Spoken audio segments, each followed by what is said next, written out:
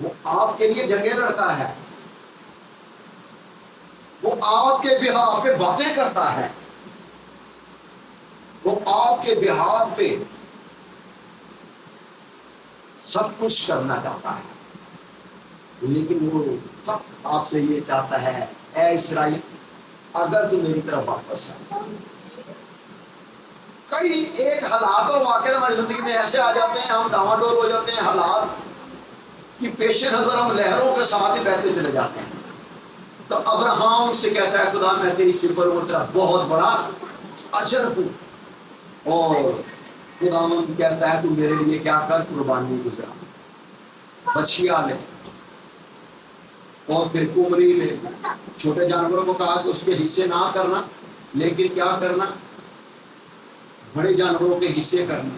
صبح دوپہر شام ہو گئی، وہ پرندوں کو ہٹاتا رہا، اڑاتا رہا، پھر آ کر کیا ہو گیا، خدا کلام کرنا چاہتا ہے، وہ تھک گیا، گلودگی چھا گئی، اور چونکہ وہ قربانی گزران رہا تھا، وہ کہہ رہا تھا ابھی آگ آئے گی، ابھی آگ آئے گی، آگ نہیں آئی۔ کبھی کبھی دعا کرتے چلے جائیں، کرتے چلے جائیں، جواب نہیں آ رہا، تو اس کا مطلب یہ نہیں ہے کہ اس تک پہنچ نہیں رہی۔ اس نے خود ہی تو کہا ہے میری بندگی عبادت کر، میں تیرے روٹی پانی پہ کیا دوں گا، برکت دوں گا۔ کبھی کبھی ہم سمجھتے ہیں یار اب سی ہے، اس کی دعا بندگی عبادت کرنا فضول ہی چلا گیا۔ نہیں، ایسا نہیں، ریکارڈ ہو رہا۔ برحال شام ہو گئی، اندھیرا چھا گیا ہے، اسے نیند آ گئی۔ جو خدا کلام ویژن کے ذریعے، رویا کے ذریعے دیتا ہے، وہ قائم رہتا ہے، وہ آپ کو بھول نہیں سکتا ساری زندگی کے لیے۔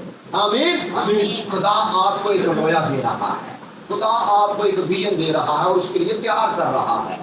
کیا ہوا جب سو گیا، کیونکہ ابراہیم نے تو آگ نہیں دی، اس کو یہی تھا کہ خدا آگ دے گا، اور پھر آگ آئی ہے اور تنور جل رہا ہے، اس میں مشعل دکھائی دی ہے، اور ان قربانیوں کے بیچ میں سے ہو کر گزر رہی ہے۔ آمین۔ آج صبح میں آپ کو بتانا چاہتا ہوں آپ کی قربانیاں قبول ہو گئی۔ خدا نے کلام کیا، خدا نے کہا تیری نسل، تیری اولاد جو تجھ میں سے ہوگی، 4 پشتوں کا ذکر ہے، جس ملک میں بنتی نہیں اس میں غلام ہوگی، اور خدا نے اس سے کلام کیا، ملا کر ابراہیم سے اسحاق، اسحاق سے یعقوب، یعقوب کا بیٹا یوسف۔ خدا کی مرضی اور منصوبے کے تحت مصر میں پہنچا دیا گیا۔ کبھی کبھی لگتا ہے دکھ میرے لیے ہے، میں سمجھتا ہوں اگر آپ اس امیجن کریں، یوسف کی زندگی میں دکھ کم آیا ہے، بھائی اس کے اگینسٹ ہو گئے، وہ گڑھے میں پھینک دیا، پھر بولا یار مارنا اچھا نہیں ہے، چلو کوئی پیسہ ہی آ جائے گا، اس کو اسماعیلیوں کے ہاتھ بیچ دیتے ہیں، مارا بھی بیچا بھی ہے، اور پھر آگے پہنچا دیا گیا۔ آپ کہیں پہنچائے جا رہے ہیں، آپ خدا کی مرضی کے تحت پالش کیے جا رہے ہیں۔ آخر وہ وہاں چلا گیا، اور پھر کیا ہوا، مصر میں کال آنا ہے، اور پھر بھائی اس کے وہاں پہ آ گئے، پھر وہ وہاں سے بھیجتا ہے، وہ کہتا ہے ابھی تو 2 سال ہی ہوئے، 3 سال ہے، 7 سال کا جو کال ہے ابھی تو باقی ہے، 5 سال ابھی باقی رہتے ہیں، 2 سال ہی ہوئے ابھی۔ تو بہرحال وہاں پہ وہ غلام بن گئے۔ کیا خدا نے زور اور بازو کے وسیلے میں ہی نکالا؟ جوئیں آ گئی، مینڈک آ گئے، ہم نے بات شروع کی تھی مینڈکوں کی سٹوری لاسٹ سنڈے۔ ارے خدا قدرت والا ہے، مینڈک ہی مینڈک آ گئے، جوئیں آ گئی، مچھروں کا گول، ٹڈیوں کا دل آ گیا۔ پھر جس پہ انہیں مصریوں کو بڑا تھا کہ یہ دریا نیل خدا ہے، خدا نے اس کا اطلاع گما کر دیا، دریا نیل سارے کا سارا خون بن گیا، اس کی ساری پیداوار جلے گئی۔ یہ چھوٹے کام ہیں، ہمارے باپ اجداد کو لے کے آیا خدا، لیکن یرمیہ تک ہم پہنچتے ہیں 400، یہاں پہ 70 سال کی اسیری کا واقعہ شروع ہو جاتا ہے،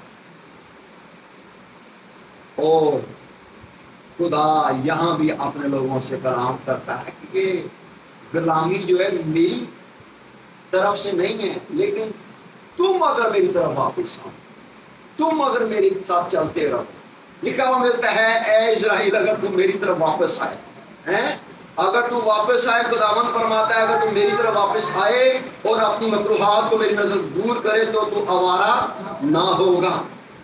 خدا چاہتا ہے ہماری زندگی میں بڑے بڑے منصوبے، بڑے بڑے پلان تیار کیے ہوئے ہیں، لیکن وہ کہتا ہے ایک کشتی کا سوار ہو جائے، ایک طرف کا رخ کر لے. ایک ہم سیکھتے تھے کہ لوگ دونوں طرف کشتی کو سوار کیا کرتے، ادھر بھی دیے جلا رہے ہیں اور ادھر بھی دیے جلا رہے ہیں. ایسا کام کرنے والے خدا کی نظر میں پسندیدہ نہیں ہے. فیصلہ کر لو تم کس کی عبادت کرو گے، فیصلہ کر لو تم کس کی پرستش کرو گے. یوشوا کہتا ہے میں اور میرا گھرانہ الگ کرنا چاہیے. آئے آگے بڑھتے ہیں اور کلوزنگ کی طرف چلتے ہیں. یرمیہ چوتھے باب میں اس کی 18ویں آیت میں لکھا ہوا ملتا ہے تیری چال اور تیرے کاموں کے سبب سے یہ مصیبت تجھ پر آئی. یہ بڑی تلخ ہے. کیا لکھا ہے؟